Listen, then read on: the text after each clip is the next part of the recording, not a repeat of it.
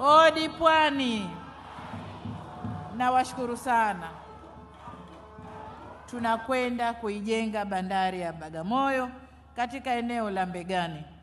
Bandari hii itakuwa na gati za kisasa na ndefu ambazo zitakuwa na uwezo wa kupokea meli kubwa zaidi ya bandari ya Dar es Salaam. Bandari hii pia itaunganishwa kwa reli ya SGR kwa kipande cha kilomita 100 kutoka bandari kavu ya Kwala hadi huko bandari ya Bagamoyo.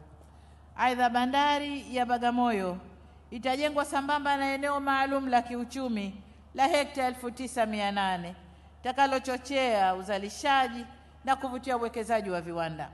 Tumekamilisha upembuzi yakinifu na usanifu wa mradi wa bandari na eneo huru la biashara.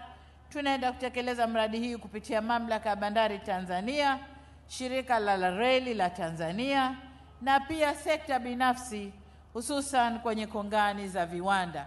Huko lazima tuyalike, sekta binafsi ingie, tufanye nao pamoja. Ndugu zangu, hii ni miradi ya kimapinduzi kuweza kufanyika ndani ya mkoa wa Pwani kwa kitovu cha usafirishaji nchini, na itaongeza fursa za ajira na biashara kwa wananchi, lakini kwa Tanzania kwa ujumla. Ahadi yetu ni kusimamia na kuiendeleza miradi hii muhimu kwa maendeleo yetu na ya nchi kwa ujumla.